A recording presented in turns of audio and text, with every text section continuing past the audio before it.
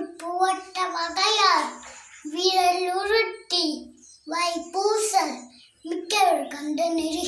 இதற்கு என்ன அர்த்தம் என்றால், உண்ட பின்பு வாயில் நீர் குடித்து அது உள்ளே போக வண்ணம் நன்கு கொப்பளித்து எச்சில் நீங்க வாயை துடைக்க வேண்டும்.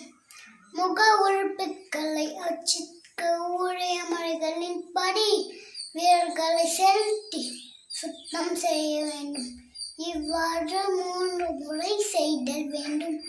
இவ்வாறு செய்வது வாயில் உணவுத் துகள்கள் தங்கி நோயை உண்டாக்காமல் இருக்க வழிவகுக்கும்.